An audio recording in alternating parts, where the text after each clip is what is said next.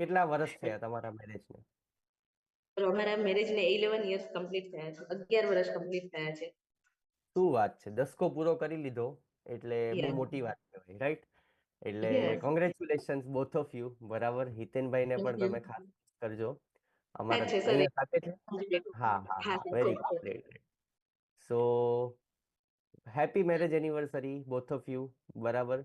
અને 11 વર્ષના ખાટા મીઠા ઘણા બધા અનુભવો હશે, તો એમાંનો કોઈ એક સુંદર અનુભવ તમે આ ફેમિલી સાથે શેર કરી શકો?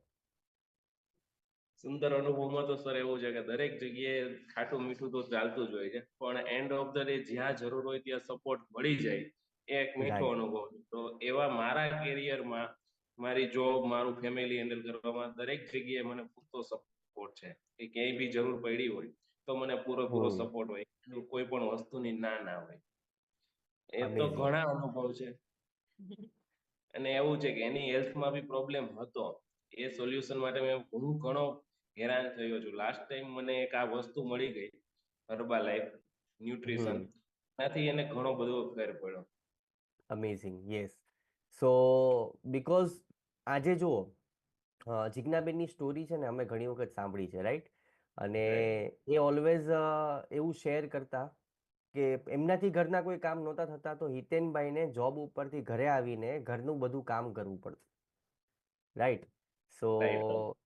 એ ખરેખર જેમ હમણાં એમણે વાત કરી ને કે જિજ્ઞાબેને એમને લાઈફમાં ઘણો બધો સપોર્ટ કર્યો, એમ હિતેનભાઈએ પણ એકબીજાને, એટલે લાઈફ પાર્ટનર કોને કહેવાય? જે બિઝનેસ પાર્ટનર હોય બિઝનેસમાં એકબીજાને સપોર્ટ કરે, એવી રીતે લાઈફ પાર્ટનર હોય લાઈફમાં એકબીજાને સપોર્ટ કરે, right? So once again very happy marriage anniversary both of you.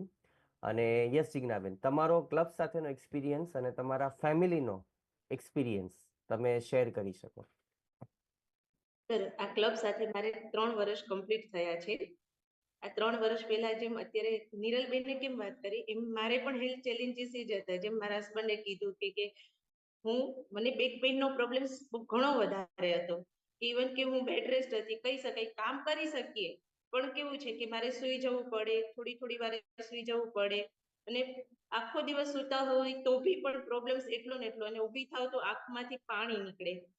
બધા જ મારા હસબન્ડ ફાર્મા ફિલ્ડમાં છે, તો એમના લીધે અમે બધા ડોક્ટરને ઓળખીએ, એટલે ડોક્ટરોને બધા જેટલા બી ઓર્થોપેડિક ડોક્ટર છે રાજકોટમાં એ બધાને બતાવી દીધું, બધા જ રિપોર્ટ્સ નો કરાવ્યા. રિપોર્ટ્સ ટોટલી નોર્મલ આવે, ના કઈ જ આવે, કોઈ જ ના આવે. ડોક્ટરોનું કહેવાનું એક જ થાય કે વેટ લોસ કરો તો કદાચ તમારું આ પ્રોબ્લેમ્સ નું સોલ્યુશન મળે.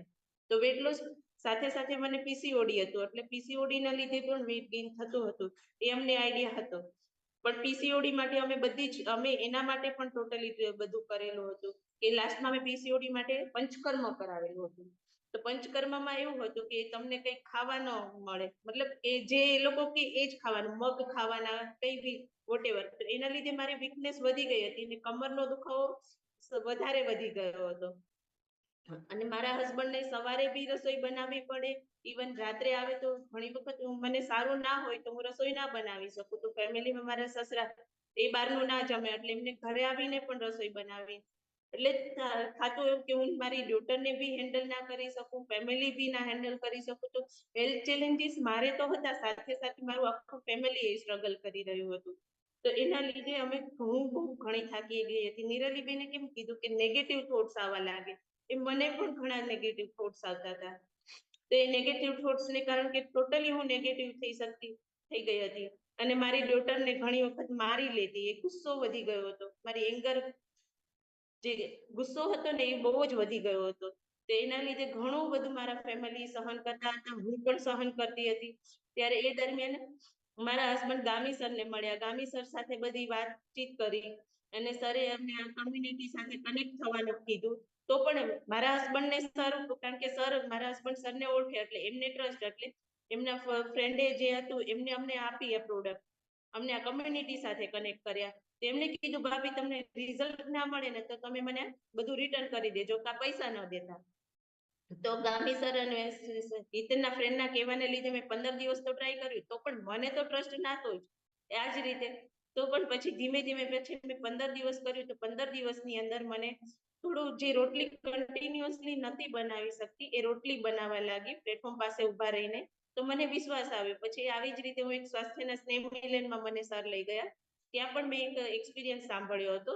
ત્યાંથી હું કેન્સરનો એક એક્સપિરિયન્સ હતો, ત્યાંથી હું વધારે ઇન્સ્પાયર થઈ કે નહીં, જો કારણ કે મેં મારા ફેમિલીમાં મારા ફાધરને જોયા હતા કે કેન્સરથી એ લોકો કેટલા મેં પીડાતા જોયા છે, એમને બહુ હેરાન થતા જોયા છે. તો જો કેન્સરમાં આટલું સારું રિઝલ્ટ મળી શકે તો મને એમ થયું કે મારે તો કમરનો દુખાવો છે.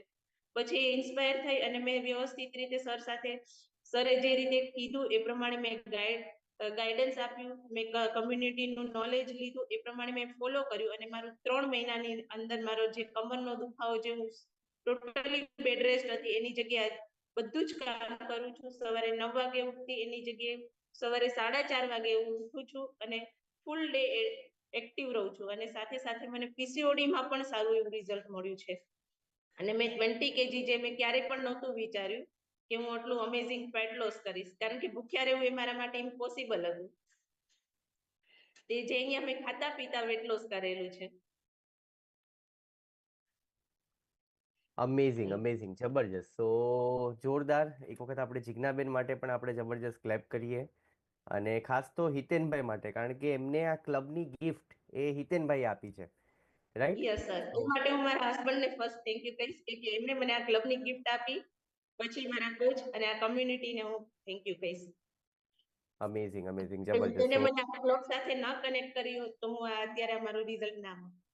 Right, definitely. અને લાઈફની અંદર જ્યારે ઘરમાં કોઈ એક વ્યક્તિ બીમાર હોય ને, ત્યારે એક વ્યક્તિ સફર નથી કરતું હોતું, પણ આખું ઘર સફર કરતું હોય.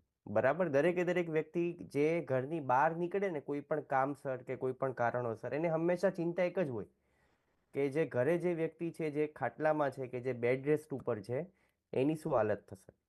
સો બીકોઝ ઓફ ધીસ કમ્યુનિટી, બરાબર, અને તમારા કોચના કારણે આજે ઘણા બધા લોકોના જીવનની અંદર આટલો જબરજસ્ત ચેન્જીસ આવે છે.